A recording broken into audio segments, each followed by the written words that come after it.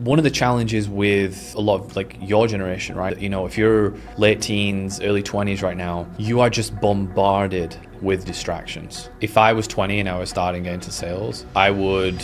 You hire a lot of appointment setters for the teams you manage and everything. What is the few main things that you look for in someone? Number one is...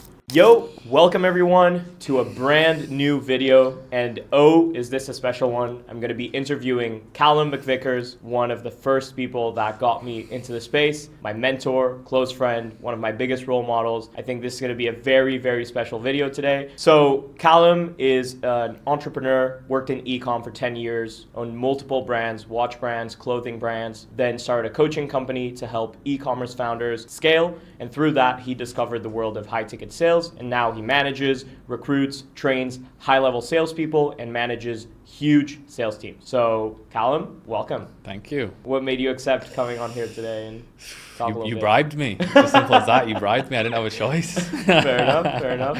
So today we're going to be talking about multiple topics. I know there's like a million things we could talk about, but we're going to do mainly 3 sections / main topics that I think will be very helpful for the audience. The first one is mentorship, then it's going to be self-awareness / inner deep work on yourself, and the third one is going to be sales. So those are the main 3 things we're going to talk about. And coming into mentorship, which I think is the first thing we should talk about, because obviously you're my mentor, I'm your mentee, your protege, as you like to say. How does someone find a mentor? Yeah, I'm your Obi-Wan Kenobi. Exactly.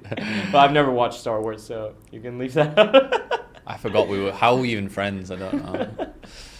So I think there's a few different ways you can find a mentor, right? Like we met through tennis, and that's one of the best ways I think is rather than just looking online. You know, we have this generation now where everyone's just like glued to their cell phones, glued to the internet, and it's like, I need to find someone online.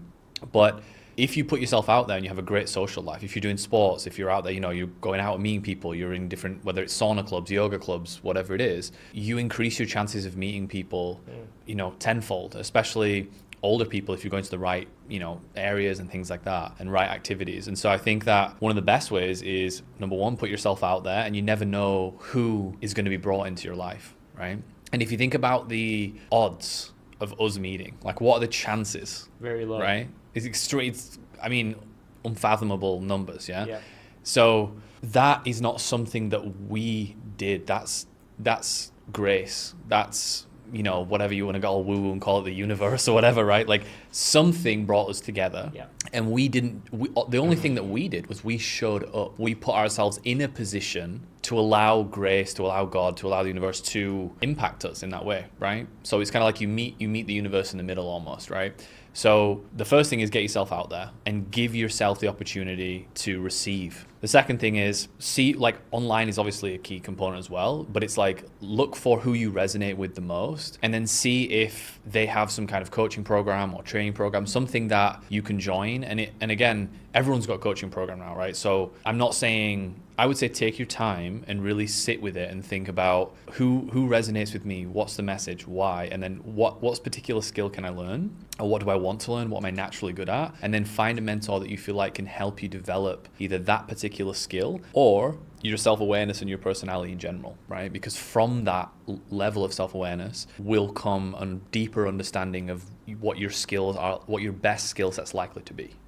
That makes sense. What type of person, though, do I need to be to even find a mentor? Because, yeah, I could put myself out there, but if I wasn't a certain type of person, you probably wouldn't have even spoken to me or given me a chance, right? Yeah, I mean, remember in the beginning, I think, what I said to you was like, yeah, I don't think you're worthy of my attention or my time, basically. Yeah. And I think what you showed me was it was how you responded to that. A lot of people, when they're faced with a challenge, like I challenged you and I was like, yeah, I don't think you're ready. You could have either been a victim and said, oh, this guy's an idiot, and blame me and say this guy is, you know, doesn't think I'm ready or whatever. Or you took it and said, no, I'm going to prove this guy wrong. I'm going to step up to the challenge and I'm going to show him that I am worthy of that. Yeah? And then what I said to you was, okay, you think you're Mr. Big Pants over here. You can work for me for free and you can eat shit, basically. And You did that, and then you proved to me that, number one, you had the work ethic. Two, you had the emotional awareness to respond to challenges, not be a victim. Three is you also had a growth mindset. You wanted to grow, you wanted to learn, you could take feedback, you wanted to be successful, and you had this hunger, this desire, right? And you recognized that you were, 18 or something at the time? Yeah. And you recognized that, you had confidence, but you were also like, I'm 18, I don't fucking know anything, and I'm a sponge, and I just want to learn, and I just want to grow. And I think because of that, I saw a lot of myself in you at that age. And I was so lucky because I also had a mentor when I was your age, which again came about through not searching for it necessarily. It was, I did an internship at a gym in New York City, and I met these two entrepreneurs, and they became like family to me, and like, mentors, and they gave me this incredible opportunity to start my own entrepreneurship journey. And because of that, I will always be grateful. And then one of the things I remember that Mark, one of the guys, he said to me was, pay it forward, always pay it forward, right? And that, so I felt like a kind of responsibility to do that as well. I'm curious, you're saying not looking for it. Do you think that's universal? Do you think no one should look for a mentor and it might come into their life, or they should actually actively look for it? Because I feel like the reason it became so real and we became so close was also because I wasn't looking for it. It kind of just happened when I least expected it. Wow, you really want to go deep, huh? We're going now. We're going off the edge of a cliff. So if you want my honest view on this, and I'll try not to get too spiritual, it's a paradox, is the honest answer from what I've come to understand, and I could be completely wrong here. But most of these deep, profound truths in life, a lot of them are paradoxes. Meaning, in this particular example, you said, should you seek that? Should you want that? Well, yes. So it's about pursuing it and seeking it while simultaneously being able to let go of it. Okay? Because like as Buddhists will tell you, like the suffering in life comes from your attachments, and the not having and the wanting and the desiring is what creates a lot of challenges, with your mental health, right? And so what I would suggest is it's very important to, especially when you're younger, is to have goals, to have dreams, to have a vision, to chase something, to go after something, to have a sense of purpose, to have that desire to do that. But at the same time, it's to know that, to have a faith and to step back and say, if I keep taking action, I'm able to not hold it so tight and have this death grip on it that I push it away, okay? Because the thing with these, with something like this, have you ever heard the expression, you don't get what you want, you get who you are, or you don't attract what you want, you attract who you are, right? So what a lot of people want a mentor, they want to fulfill their dreams, they want their goals, but they never get them because they're holding them so tightly. It's kind of like a little bird, like if you hold a bird and you like pet the bird, if you squeeze that bird, you're going to kill it. So you mean almost detaching from the outcome of finding the mentor and just it's constantly taking the actions needed to actually get to that exactly place? Another way to say it is it's maximum amount of effort with a minimal amount of attachment to the outcome. And sort of expectations? Expectations, okay. and this is why I'm saying it's quite a deep thing. The paradox in it is, we talked about cognitive dissonance before, right? The ability to simultaneously hold two opposing ideas in your mind. This example, it's what most people would want to hear is just tell me a black or white answer. Do I have to go for my goals, or do I not care about my? It's not like that. It's both. It's you want to go for your goals, but you also want to, like we said, it's about letting go of the outcome and trusting and have a faith that it will happen if you keep putting the effort in, So a practical way to look at this is, if I want to go to a mentor, I'm going to seek out that mentor, but I'm not going to try to force it to happen, because the more that I force it, the more that I'm going to push it away, right? It's like if you're, imagine you've got this beautiful girl, you've always wanted to be with her, and you go and you make the effort, so she knows that you're there. But then if you try to force it with her and you're like, oh yeah, and she senses this neediness and she senses this like over desire to want her, that repulses her. Yeah. She wants to go further away. It's the same thing with a mentor. It's the same thing with anything really, right? So you want to show up for the woman and be there and say, here I am, but I don't need you. Yeah. I want you, but I don't need you. And if I don't get you, I'm going to be fine. And if you don't get your mentor, you're probably going to be fine, you know? But that's a hard thing to really tap into because it requires a level of faith, which I think, you know, especially when you're younger, it's more difficult to tap into that. I only really came into these lessons, I'd say, sort of mid to late 20s. I started to like become aware of them and start to experience them, but really didn't solidify until I would say in my early 30s, to be honest. I think what you're saying about detachment and faith is also big in sales, and I think we can go into that later. But one question I'm sure a lot of people have watching this, and that I had a lot at the beginning, and that even my dad, for example, asked me a bunch of times or indirectly talked about it when we started like hanging out and everything, is what is the value for a mentor in having a mentee? Taking me under your wing, what value do you actually get from that? Yeah. So I can't remember where I heard this, but it was a long time ago, and it was the 33% rule, which is you should spend 33% of your time with people who are younger than you, 33% of your time with people your age or at your level, and then 33% of the time with people who are older, more wise, more successful than you. Okay. And when you get that balance, you get the best from each area. If you just hang around with people that are the same as you don't get anywhere near as much growth. For example, from young people, what I've gained from you and what a lot of people would gain from a mentee is the energy of youth. That's a powerful thing, because as you get older, and what I found with a lot of my friends is the older we get, and I'm not old, but like, you know, once you start to get into your 30s, mid 30s and late 30s, 40s, you start to like have family and kids, whatever, you have less energy, your testosterone maybe drops, all these kind of things, right? And they come together to create this like lack of desire oftentimes to want to do things. It's like, hey, I'll say to you, yo, let's go to Mexico. Yo, let's go to climb Mount Everest or whatever. And you'd be like, yes, let's do it, you know?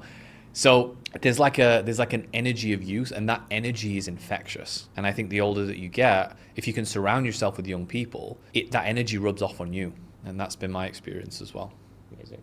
But it takes a certain level of self-awareness to understand where you stand in terms of your level, right? Whichever age you are, if you're 30, 25, it takes a very high level of self-awareness to know I'm at this level, so 33% of people are going to be at this level, below or above, right? And that's the next thing I wanted to kind of get into is, why do you always talk about self-awareness all the time when we talk about what's most important when you're trying to change your life and get yourself in a better situation? You always put self-awareness and kind of doing the deep inner work on yourself as the main thing to do. Yeah. Why is that? Well, you know, self-awareness, I think for me, it's the most important skill that you can develop, because the better you know yourself, the easier life is going to be. Okay. Right? So one of the questions that I've been sitting with for a while, and I love questions because I think they're like the steering wheel of the mind, right? One of the questions is, where am I making my life hard when it can be easy? And the more self-aware you are, the more smooth your life is going to be, in the sense that you're going to do less dumb shit, you know?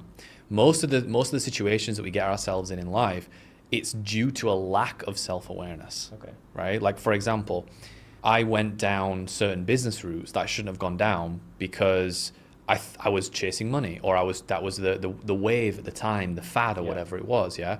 But if I'd have had the self-awareness at the time to sit back and say, wait a minute, you know, what's my strengths? What can I become world class at? Yeah. Yeah. And then how could I combine that with a wave as well, so that I can, you know, push the boulder down a hill, not up a hill, which is a huge part of success in business. It's just luck or picking the right thing, right? And there's many other examples I can give you, but essentially when you have a lack of self-awareness, I believe that you will suffer more and your life will be much worse. And it's kind of a fundamental skill that everything else can sit on top of that. Yeah. Do you think when you started in e-com and you started the watch brand and everything, you lacked self-awareness? Because I know you told me, and I know this, e-com and being a good e-com founder is a lot about data and maths and things that you're not the best at. Yep. And what you're really freaking good at naturally is sales. And then you only found that out like 10 years later. So do you think you lacked self-awareness then? And if you had done more of the work before, it would have made your life easier, like in your 20s? 1,000%. Like you said, e-com predominantly is about ops and media buying, and I'm terrible at both of those things. Right? So, you know, I did okay in e-com, but was I ever going to be really successful? No, because I would see my friends that were so much better than me, had like, 10, 20, 50, $100 million e-com brands. And like, they loved the data. They loved the media buying. They loved to want to be the best they possibly can at Facebook ads or whatever it was. And I just wasn't there. It just wasn't me, But because I had a small amount of success, I started making a couple $1 million, that kind of thing, a small amount of success, enough to like, to dangle the carrot. To keep you going. To keep me going. Then and also then once you start something, and this is also why self-awareness is extremely important. Once you start something, then these different cognitive biases kick in. One of the cognitive biases we've talked about before is investment bias, right? It's like the guy that goes to the casino, loses $5, then he loses 10, then he loses 20. He keeps betting. Why? Because he doesn't want to lose, right? The more you invest into something, whether it's your time or your money, the more attached you're. And that's why casinos make so much money, right? And it's the same with, with yourself. The more you invest in something, the less you want to lose that investment. That's with business, that's with women, that's with everything. And so, it's like, if you're starting a 2,000-mile journey and you take a 1-degree turn at the beginning or a 1-degree turn like 500 miles in, you're going to end up in completely different places, right? If you take a 1-degree turn 500 miles in, it's a slight shift. It's a slight little turn. Yeah. If you take a 1 degree at the beginning, you could end up all the way over here, completely in a different direction. How does that apply to life? Well, because the decisions that you make earlier on in life will dictate how your life is later, right? The earlier that you can develop self-awareness, the earlier you can build these skills, the more you are stacking the deck in your favor to have an awesome life. I mean, there's obviously other examples of, some people, they have pretty much no self-awareness till they're in their mid-30s, early 40s, whatever. They make all these mistakes. And then they, through being tested and thrown in the fire and being burned, they then change their behavior and realize all these things and create the life that they want. Yeah. But that's after a lot of suffering, So there's different ways you can do it, but like if without having to deal with all that pain and that suffering, and some people argue that's required and necessary. I don't agree with that. I think it's, for a lot of people, it's necessary, but I think that for some people, like you, if I had your level of self-awareness at your age, I would be much further ahead in life than I am now. Interesting. I think it's also important to, just for everyone watching, because self-awareness can mean so many different things at the same time. How would you define it? What does self-awareness actually mean in simple terms?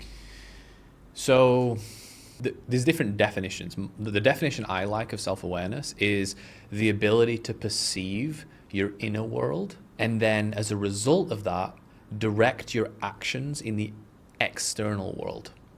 Okay. Right. How does one do that?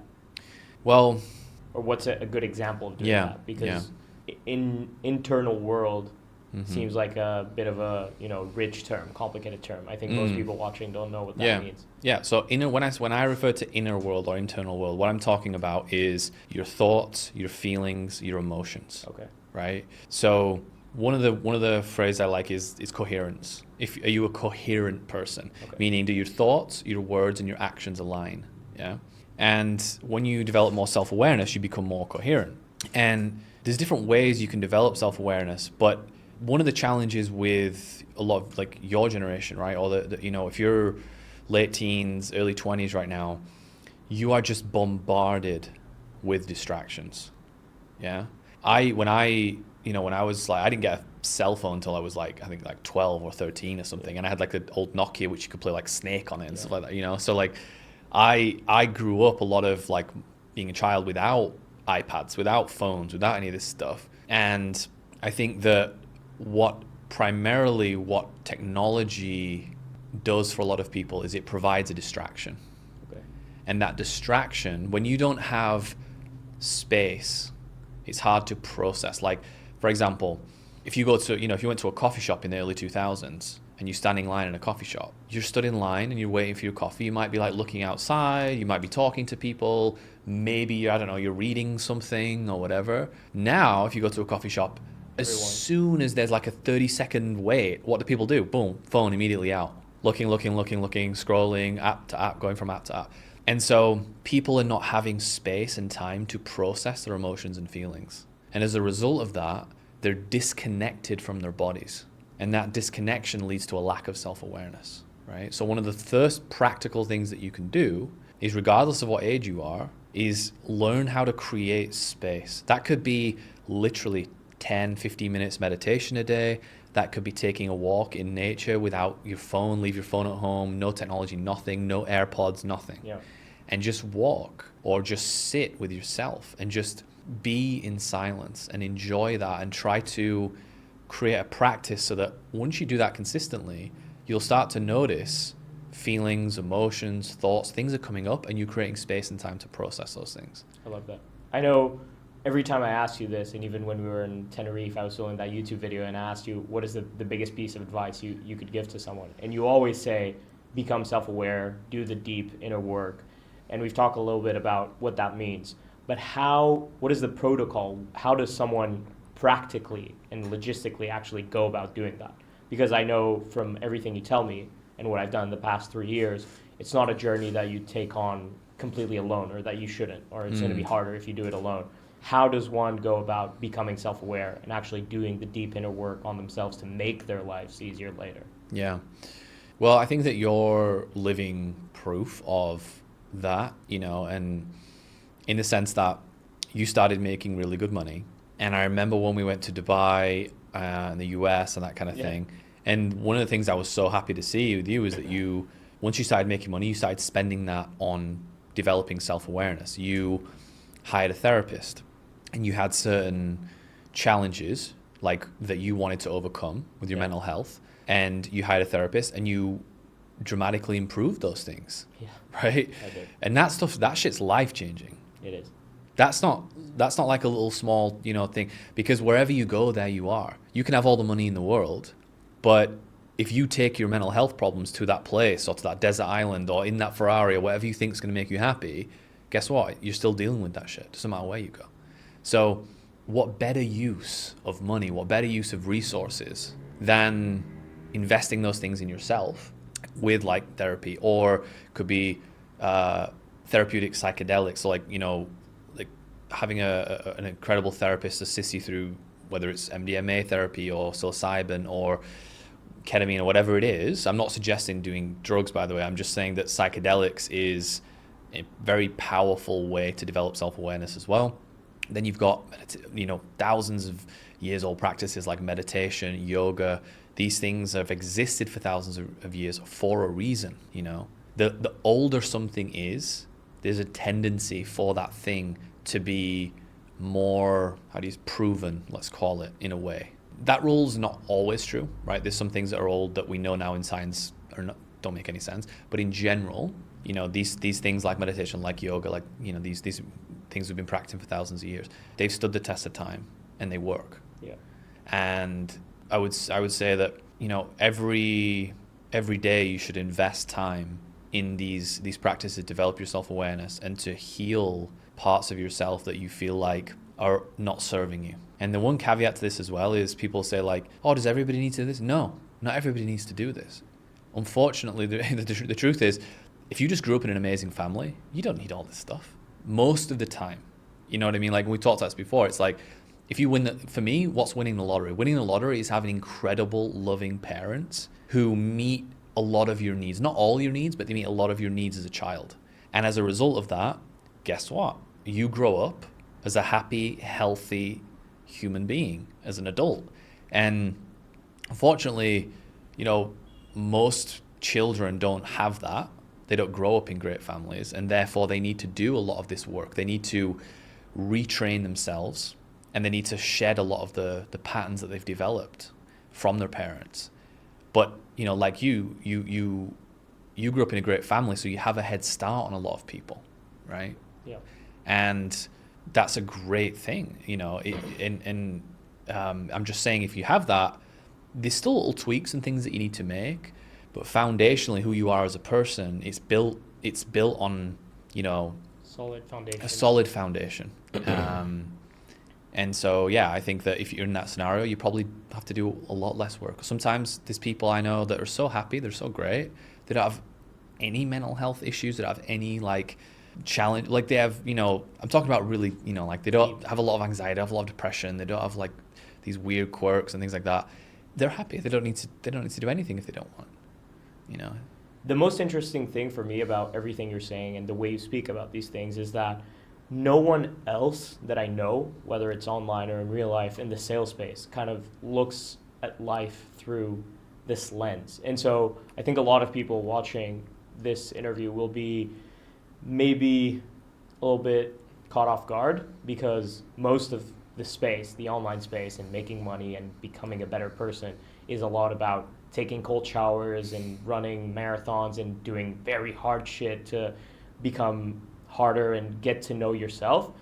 Do you think that also has a place in what you're saying and how to develop just a better life and becoming a better person? Or are they completely opposed to each other, these ideas, or are they mixable? They're definitely not opposed to it. They're complementary, right? In the sense that one of the sayings that I love the most is you don't build a life you love by doing shit that you hate. Okay. Most people, if you ask them why they're doing cold showers, why are they waking up at 5 a.m. and like doing the whole routine, it's because they think they need to do that to be successful. In other words, they've learned that from other people, not because they want to do that. Some people, they do want to do that. They love that. But a lot of people, from what I see, is they're copying what they see on social media and they're copying what they think, oh, this guy's successful, he does this, so therefore I need to do that. That is a lack of self-awareness. Okay. If you like running marathons, run marathons. If you like taking cold showers, take cold showers. But you have to figure that out for yourself, and you have to know, I'm doing this because I love doing this thing. And you don't think doing things you don't like can help you build mental strength as well and develop a sense of sometimes I'm not going to like stuff and I'm still going to have to do it. When you run a business, you still have to do shit you hate. You do, and there's absolutely in life, you need to have grit and you need to have hustle, right? Yeah. Like I didn't enjoy working for you for free for 6 months. But I remember at the time, you said to me that I don't care about the money, I just want to develop the skills. Yeah, but I didn't enjoy the day-to-day. It wasn't fun. Yeah, but I was learning, I was getting hardcore feedback from you, saying my calls were shit, I was terrible on the phone, it wasn't going well. Right, but what was your primary goal? Was to learn. Yeah. And you just said that you were learning. I was. Therefore, you were, whether it's consciously or subconsciously, in your mind, you believed that you were moving forward and you were progressing. Yeah. Right? So that is the distinction. It's if you're not enjoying it, you have to believe that this thing is moving you forward, and that is why you're doing the grunt work. Do you understand what I'm saying? So, like, when you go to the gym and you work out, it's like you get into that last rep and it's like you just burns and it sucks, and you just push through and you do it. You're building grit that way. You're building a lot of internal strength that way, right? But ultimately, you have to say, people who go to the gym, who do it long-term consistently, most of the people I know who do that, they enjoy going to the gym. They like going to the gym. They get a lot more value from going to the gym than not, right? And I always said to you, tennis is hard. Like when you're training for tennis, it's not easy. Yeah. It's hard, right? But do I ever have to be motivated to play tennis? No. Because you enjoy it. Right. But I have to be motivated to go to the gym because I don't really enjoy it, right? So I have to push myself. So, and again, comes back to this self-awareness piece of like, you have to pick things strategically. You can't be like, oh, I like cocaine, so cocaine's easy, I'm going to do that, right? Like, don't be a fucking idiot. But like, with tennis, it's like, I don't have to motivate myself to do it, right? So you have to look for things in life that tennis gives me social, it gives me health, it gives me cardio, it gives me exercise, all that good stuff, but I don't have to force or motivate myself to do it. And there's things, everybody has things in life like that you don't need to force your way to do it. There is a paradigm, and this is something that, again, I learned this from a mentor of mine, a guy called Owen Cook, who was extremely successful entrepreneur, but like in the dating space, and he always used this analogy of Russian dolls. So those Russian dolls that all like stack in between each other, right? Babushkas or something, yeah. Babushka. So the idea is with Russian dolls is that it's the same as yourself, is that with these Russian dolls, they fit inside each other, and you need to accept. So you accept that part of yourself, and you transcend it to the next level, right? So you think of yourself as in that way, then you can make your life. You can get everything that you want in life, and in the beginning, you need to grind your social, you need to do all that stuff. I'm not saying you don't need to, but what I'm saying is that you're operating from a certain paradigm. You're operating from level 1 or 2 inside these Russian dolls, imagine, right? But there's guys that are operating from level 6 or 7 or 8. They're operating from a completely different paradigm, and that's why they make life look easy. Anything that you do in life, when you see a guy who has all the girls, right? He's got the style, he's got the money coming to him, he's got the health coming to him, he's got all these things. It's easy to look at a guy like that and say, Jesus, like, this guy, he just makes life look so easy. Effortless. There you go, you just said it. This is what we say in English, effortless. What does that mean? Without effort. Yeah? Now, again, there's a half-truth to this. That guy has acquired all those things through a lot of effort, right?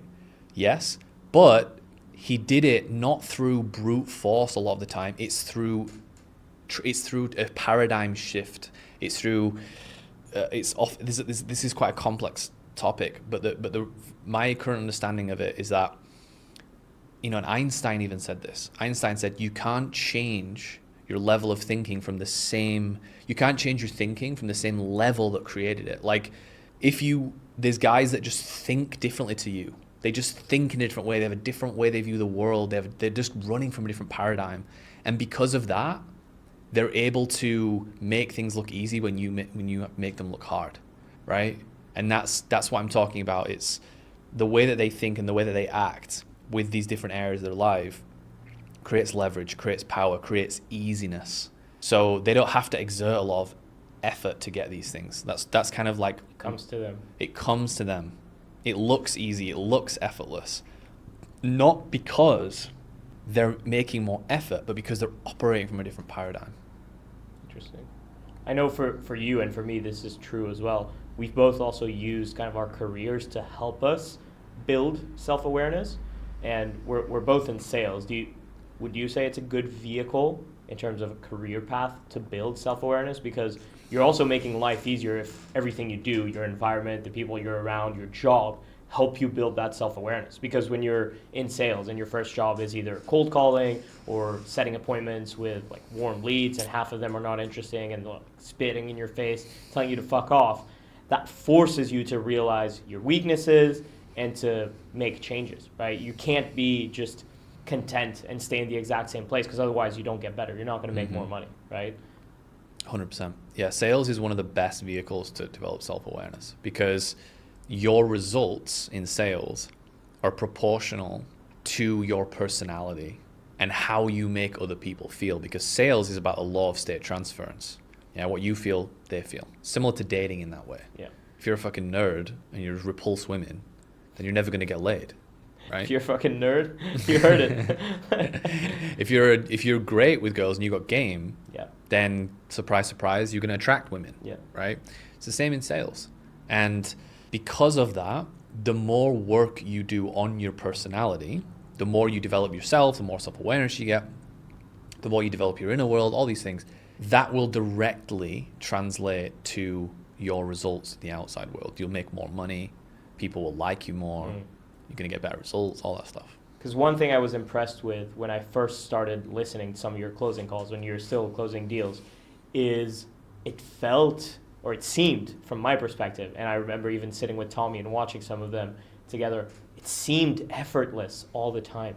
You weren't doing this hardcore objection handling and reframing. It just seemed so easy, like you're sliding down this greasy slide, like you like to call it, and the deals just closed. People would come to you. They wanted to give you their credit card. Why is that? Is it just self-awareness? Is it pure talent? Because it's not like that with most people, is it? Yeah. So if I had to take a stab at the dark in this, it would be number one, is, we touched on this earlier around self-awareness, like with e-com and me doing that, sales is something that I was naturally born to do. Like from a young age, my dad worked in sales, and so I'm in the car and I'm listening to him doing calls and all this kind of stuff, right? And so like subconsciously all that is stored, but I didn't know that. I didn't think about any of this stuff, right, until I was older. And so my personality also when I was a teenager was built, and I created my personality in a way that it was designed to get other people to like me, primarily because I had a lot of fear and I had a lot of anxiety and these kind of things. And the way that I function in the world is I build a shell, how do you call it, a network of people around me, right? So I build the community, I build the network, I build the generals, the army around me that allows me to then feel safer in the world, right? And so in order to do that, I have to create a personality that can do that. You have to sell people into wanting to be exactly. part of that community. Yeah. And you'll see this a lot in school. There's always like there's the one or two guys, everybody, it's the cheeky chappy, or everyone likes them, or they seem to be really good with the girls, but they're maybe not like that attractive or handsome or anything, but they're just kind of naturally good. That's you. You're ugly and you still. Exactly. That was me. So that is God-given. Yeah. That's it. You're born with it. That's something that you're born with, right? So a big part of it is being born with something, but then the key is doubling down on that thing, right? So that's essentially, for me, it seems effortless because I doubled down on a natural talent, therefore I'm going to be better than most people at it. The second thing is I did thousands and thousands of calls. So through repetition, I also developed a high skill level in that thing, right? Through repetition. And the third thing is that I also, because I came into sales from business, like I was an entrepreneur first, then I came into the sales world, I looked at things very, very differently. I looked at things like a business owner would look at things, which is primarily about leverage, right? How do you leverage people? How do you leverage systems? How do you leverage media to essentially 10x your results or 5x your results, just really make things more efficient? And I quickly saw in the sales world that there was all these things that, and the way, again, come back to paradigms, the way that most salespeople think, it's at a certain paradigm level, right? And typically entrepreneurs and business people, they're thinking a whole different paradigm to salespeople. That's why they're business owners, right? That's why they're the ones that usually hire salespeople. So I was able to come in and look at it from a different paradigm, and therefore I was able to set certain things up and create leverage in certain ways and think through things in certain ways that then allowed me to get exponential results as well. How did you actually get into sales? I know you're saying you came from entrepreneurship. Can you explain a little bit about how it actually happened? What was the transition? Yeah. So I was in e-com, and then I started this business that I thought I was going to invest in e-com brands, and that somehow became a coaching business. Yeah. And then through this coaching business, you've got fulfillment, you've got marketing, you've got sales. And I realized that the fulfillment and the marketing side, I just didn't want to do. I was just burned out doing that. But the sales side, I loved it. And I thought, well, what if I just go all in on sales and don't have to deal with all that other stuff? So that's what I did. And then I started working as a closer and getting reps in and working really like a world-class sales team. And I went into that team, and there was guys on that team that had already been selling that offer for 2 years. And within my first couple of months, I beat every single one of them. And I thought, holy shit, this is crazy. These were really great salespeople. And I was like, wow, for me to do this, there's something here, And then as soon as I found that spark, I just went all in. And that's when, the journey then really started. Would you say, for most people, high ticket sales, whether it's setting, which obviously is lower level than closing, or closing, is a better thing to do than trying to go into other avenues, trying to start a business? Like, let's say someone watching us is most likely 20. They're in their 20s, or they're 18, they're in uni or working a shitty job they don't like. Is high ticket sales a better avenue than the rest? It's not. I wouldn't say it's better. I would say it's relative to who they are as a person and what their skills are, right? Again, if they're like a computer nerd, play video games all day long, and they've got no social skills, are they going to be good at sales? Probably not, right? Maybe they could be good at DM setting, where they don't need to be talking to people. But if you want to be in setting or in closing or any kind of sales, we need to be good with people, right? So I would say that if you are naturally good with people, or you want to become good with people, sales is the way. Sales is probably the best vehicle to do that, because you can make way more money than you can with most other things in sales. It's one of the most high-paying skills. Why do you think it's so valuable, though? Why do business owners pay people? I remember at one point, I'm not going to say when or with who, but you were working a few hours a day and you were making maybe, I don't know if I can say numbers, like tens of thousands. Yeah, tens of thousands of dollars every month for a few hours on sales calls. Why is it so valuable? Why were people paying you so much to do it? Why? Because a business lives and breathes on sales. It's as simple as that. If a business doesn't have revenue coming in, sales coming in, then it's not a business. It doesn't exist, right? Interesting. So your salespeople are the front line. They're the ones that are responsible for bringing the deals in, making the money. And because of that, then they are the highest paid. Simple as that. Why are they so highly paid, though, compared to even, I remember on some offers, you might have been making more money than the business owner himself. And I see that now with some of the things I'm doing. Like, there's months where I can make more money than the founder. How does that work? Well, when you're a business owner, right, you're managing all these different things, and usually you're the last to eat. Right? You're the last to get fed. And because the business is a reflection of your skill set, if you're lacking a skill set in certain areas, that will reflect in the business. For example, if you're great at marketing, but you're terrible at, say, finances, you might not have the margins of the business dialed. And so you're getting all these customers, but then you're spending all this money and you're not on top of it. And then all of a sudden you're like, shit, I'm operating on a 10% margin or something. And so you're not making much money. You see all this money coming into your bank account, but then after taxes and after paying everybody and everything else, your net that goes to you, income, is actually very low. And so when you work in sales, you don't have to deal with any of that stuff. It's just literally cash in your pocket. Pure profit. It's pure profit. It's cash in your pocket. You have a high leverage skill. And because it's commission only for the most part, depending on the industry that you're in, because it's a high risk, it's a high reward.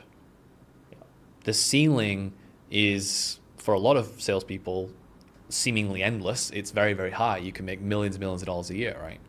What would you say for you? Because sales obviously is huge. You could sell a million different things. You could sell houses. You could sell solar. You could do door-to-door sales, phone sales, whatever it is. What's the best industry you've found so far to make a lot of money? Or where it's easier to make a lot of money? Because obviously we could say it's sales. And then one guy will be like, oh, cool, I'm going to go do door-to-door solar, you know? But you're just making your life way harder. Whereas if you were to maybe sell coaching or something, it'll be way easier because it's booming. Yeah, I'd say it depends on the kind of lifestyle that you want to have. If you want to be free, if you want to have freedom and you want to travel and you want to work remotely, that kind of thing, the best is high ticket. High ticket means info biz, like you're selling coaching or you're selling for an agency or selling, that kind of thing. You're selling services primarily through like Zoom, Google Meet, and you've got your Google Calendar, you pop that up, you click some buttons, you jump on calls, you close people with a script and a deck and that kind of thing, right? And that is my favorite. It's not the highest paid, believe it or not, but it's my favorite. You've got insurance or you've got real estate. Real estate tends to be, and insurance as well, tend to be, you can make a lot more, not a lot, you can make more money. But they're more labor intensive, aren't they? But they're way more labor intensive. Like real estate primarily, it's, if you think about someone like the top real estate brokers in New York or in LA, they're making like $10-50 million a year, these guys, but it takes a long time to build up that credibility, and primarily it's 24/7. You're going to lunches, dinners, evening cocktails, drinks, you're schmoozing with all these people to like build relationships with them, to then like build a crazy network to then sell real estate to those people, right? To rent real estate, buy real estate, all that stuff. So that's much more difficult, and it's usually what I've seen, it's very specific to a certain kind of person as well that does well in that. And then insurance is just the way that they pay out, the commissions are very, very high. Right. And insurance is just a great business model. Market, it's a huge market. It's a great business model. Like so many people, you know, it's very recession proof. It's very proven and you know, it's a great industry. I just prefer high ticket personally. Do you think being a closer is accessible to anyone though? Because I feel like the skill set is quite high level. It takes a certain amount of time and reps to actually get it in. And what would you say is the best way to get into sales for someone who's like, again, 18, 20, has no skill set whatsoever? Yeah. They just want to have more freedom, make some good money.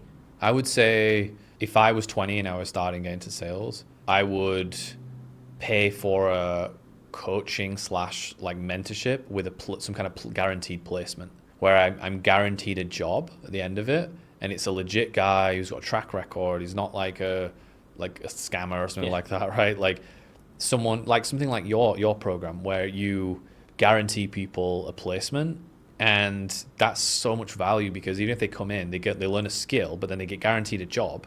Yeah. And because you've got this crazy network, you can get people great gigs, and they can start there, and then from there they can go on and they can progress. And so you would start, if you were to go back in your 20s, you'd start an appointment setting and get that skill set first to get your foot in the door. Yeah, I would. If I had no skill in sales and I didn't have a network and I didn't know where to start, I would 100% go into an appointment setting, and then I would develop the skills for a couple of years, maybe a year, 2 years, depending on how quickly I progressed, and then I would go into sales. Just to top on that, for some advice for the people watching, because most of the people who watch my YouTube, they want to get into appointment setting. And I know you hire a lot of appointment setters for the teams you manage and everything. What is the few main things that you look for in someone when you're looking for an appointment setter? Because I know we've talked about this quite a bit. So maybe if you could just give some context to the people watching so that they know what they should aim for when they're trying to apply for these jobs or talk to these business owners. Yeah. Number one is work ethic and just grind and grit, right? Because when you're young, you don't have leverage, you don't have a network. What you've got is your work ethic primarily, right? It's the input that you can put into a system, and that is huge. Like when I first started working with you were just a grinder, you're just a hustler, you know? So oftentimes that translates to kids who played a lot of sports, or they're competitive, or they're just used to grinding and working in different ways, right? So I would say that's number one. Number two is coachability and open-mindedness. So it's the ability to come in and have confidence, but also not be arrogant and have and learn and grow and be coachable and be open-minded. Like, okay, I'm this is my strengths, these are my weaknesses, and be very like honest and be able to look at that and then not let it like get you down too much and be like, oh my God, you know, like you can take it and be like, okay, right, I understand this is my weakness, but you know what, I'm going to work on it and I'm going to improve it and I'm going to get better, and then this is my strength and I'm going to double down on this, you know. So those are the two biggest things I would say. And then there's a few little practical things, like if you're going to be a phone setter, don't sound like the Taliban, you know what I mean? Like don't sound like, you know, like don't if you've got like a terrible accent, and you want to sell to Americans, or you want to sell to Brits, like they're naturally there's gonna be more sales resistance. Yeah. Right. So you might as well just be a DM setter, and either be a DM setter, or if you have a terrible accent and you really want to do it, you know, look at someone like Arnold Schwarzenegger. What did he do? He wanted to be an actor, and he had this like really thick Austrian accent, and he went to accent reduction classes for ages and worked on and reducing his accent, and he did a lot. You know, he still got it, but it's much better, right? So there's loads of things you can do if you wanted to do that. Watch more movies in English. If it's American, like constantly watch movies, listen to American music, all that stuff, and just like get the accent, you know. It's like me with Portuguese, right? Like like if you hear me speak Portuguese, my accent is like flawless, but then I just don't have the vocabulary, or I've not put the energy into like really, you know, become fluent. But like it's doable. It's doable. Amazing. Yeah. Well, I think that's it. Unless there's anything else you want to talk about or mention or. No, I would say, it's been great, man. And I think like for me being here in Chiang Mai, this is where I came up. For everybody watching, Chiang Mai, Thailand is one of the best places in the world, in my opinion. And this is where I spent years here. It's where I kind of came up with friends, and a lot of, you've met some of them, and just like to have you here 10 years later and to see Chiang Mai through your eyes has been like amazing. And it's just been, it's left me feeling very proud and very like honored, and also like at peace, and just like feeling like I'm, giving back, and I'm seeing people win.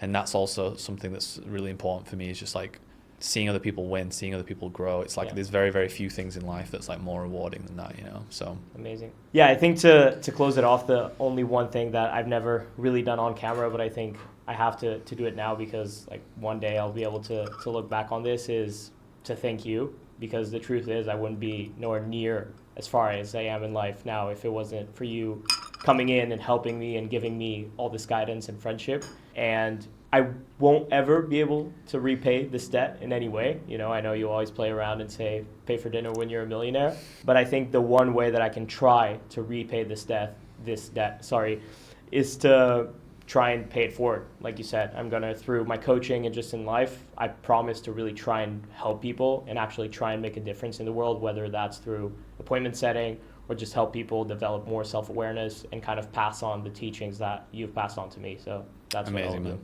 That's it. You pay it forward, and that's it. That's all you want to do. Amazing. Well, that's it. Thanks for coming on. Awesome, bro. Truly appreciate it. My pleasure. Anytime.